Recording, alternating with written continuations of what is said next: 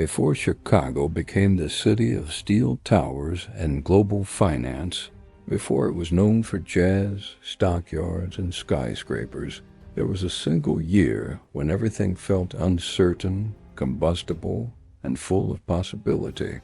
That year was 1857. It was a moment when Chicago stood at a crossroads, caught between being a muddy frontier town and a modern metropolis. Understanding this one year helps explain why Chicago would rise faster, fall harder, and rebuild stronger than almost any city in American history. In 1857, Chicago wasn't yet the giant it would become, but it was already restless, ambitious, and loud. The air was filled with the sounds of hammers, locomotives, dock workers, and heated arguments about money, politics, and the future. To walk its streets then was to step into a city being invented in real time, often imperfectly and sometimes dangerously. Chicago in 1857 was growing faster than its institutions, its infrastructure, and even its sense of identity could keep up. Just 24 years earlier, Chicago had been little more than a trading post on swampy land near Lake Michigan. But by 1857, its population had surged past 100,000 residents, making it one of the fastest-growing cities in the United States. This boom was fueled by immigration from Ireland and Germany, by Eastern Americans chasing opportunity, and by the city's explosive role as the railroad hub of the nation. Grain from the Midwest, lumber from the North, and manufactured goods from the East all converged here before being redistributed across the continent. The city itself still looked rough and unfinished. Wooden buildings dominated the skyline, and plank roads often sank into the mud after a heavy rain. The constant smell of livestock drifted from the outskirts toward the commercial core. Yet beneath that raw exterior was a growing confidence that Chicago was destined for greatness, even if no one could quite agree on what that greatness would look like. Politically, 1857 was a charged year, both nationally and locally. The United States was wrestling with deepening divisions over slavery, states' rights, and economic power. Chicago, though far from the plantation South, was deeply entangled in these debates. Its commercial ties, growing immigrant population, and strategic importance as a transportation hub made it impossible to ignore the national conversation. Earlier that year, the U.S. Supreme Court had issued the infamous Dred Scott decision, which declared that African Americans could not be citizens and that Congress had no authority to prohibit slavery in the territories. While Chicago was not a slave city, the ruling sent shockwaves through its newspapers, churches, and political meetings. Many residents expressed outrage and fear that the nation was sliding toward an irreversible conflict. Abolitionist sentiment was strong in parts of Chicago, especially among certain religious groups and reformers. Others, however, worried more about economic stability than moral questions, illustrating just how divided public opinion already was, even in a city we now remember as firmly aligned with the Union cause. Economically, 1857 began with optimism but ended in anxiety. It was a year of the Panic of 1857, one of the first truly global financial crises. As a rapidly expanding commercial center, Chicago felt its effects almost immediately. The panic was triggered by a perfect storm of factors: declining international demand for American grain, the failure of major financial institutions, and overextension in railroads and land speculation. For a city like Chicago, which had grown rich on speculation and credit, the sudden tightening of money was devastating. Banks failed or suspended payments. Construction projects stalled mid-frame. Thousands of workers found themselves unemployed almost overnight.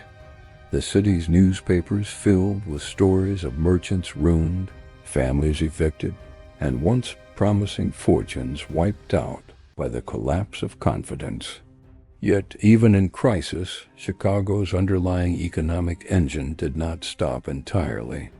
Its position at the center of America's transportation network ensured that goods still flowed through the city, even if profits were slimmer and risks were higher. This resilience would become a defining trait of Chicago's character in the decades to come. Socially, Chicago in 1857 was a city of stark contrasts. Wealth and poverty existed side by side in ways that were impossible to ignore. Newly built mansions for successful merchants stood only blocks away from overcrowded tenements housing immigrant laborers. Irish immigrants, many of whom had fled famine and political unrest, formed a significant portion of the working class. They often took dangerous and poorly paid jobs on railroads, docks, and construction sites.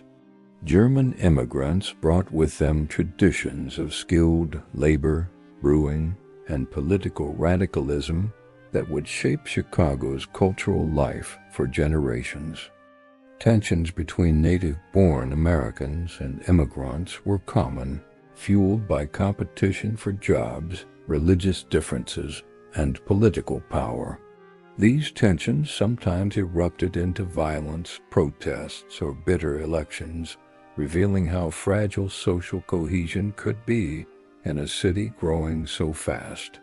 Public health was another constant concern. The city's rapid expansion had far outpaced its sanitation systems, leaving residents vulnerable to outbreaks of disease, contaminated water, and fires that could spread rapidly through densely packed wooden neighborhoods. Cholera and other illnesses were recurring threats. While major epidemics would strike Chicago more dramatically in other years, the underlying conditions that made such outbreaks possible were very much present in 1857, reminding residents that progress came with serious risks. Urban planning was still in its infancy. City leaders debated how to address issues like flooding, sewage, and transportation, often clashing over costs, priorities, and who should bear the burden of improvement. These debates laid the groundwork for the ambitious engineering projects that would later redefine Chicago, including the raising of streets and buildings and the reversal of the Chicago River. Culturally, Chicago in 1857 was beginning to develop a civic identity, even if it was still rough around the edges. Newspapers played a central role in shaping public opinion, spreading news, and fueling political debate, sometimes with sensationalism and fierce partisanship. Theaters, lecture halls, and saloons served as gathering places where ideas were exchanged. Alliances were formed and conflicts were sharpened. Religion remained a powerful force in daily life, with churches acting not only as places of worship, but also as centers of community organization, charity, and reform movements. Education was expanding, though unevenly, as public schools struggled with funding and overcrowding, while private institutions served those who could afford them, reflecting the broader inequalities that defined the city. Transportation was perhaps the single most important factor shaping Chicago in 1857. The city's rise was inseparable from the rails that radiated outward in all directions, connecting the Great Lakes to the Mississippi Valley and beyond. Railroads brought wealth, people, and influence, but they also brought corruption, speculation, and intense competition. Rival lines fought for dominance and political favors, and scandals involving land deals and bribery were not uncommon, reinforcing the perception that Chicago was a place where ambition often outran ethics. Still, for many residents, the railroad symbolized opportunity, the promise that no matter how hard times became, Chicago's location and connectivity would always give it a fighting chance to recover and grow.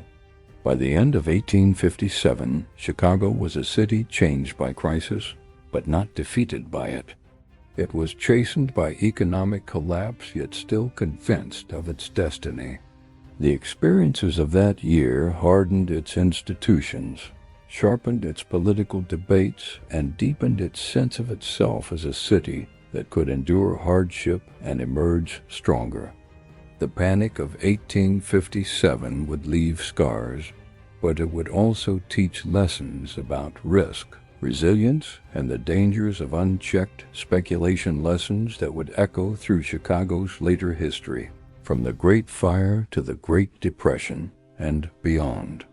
Looking back, 1857 stands out not because of a single dramatic event, but because it captured Chicago in mid-transformation, balanced between promise and peril, optimism and fear. In that tension, we can already see the outlines of the city that Chicago would become a place defined by growth, struggle, reinvention, and an unshakable belief that tomorrow could always be bigger than today.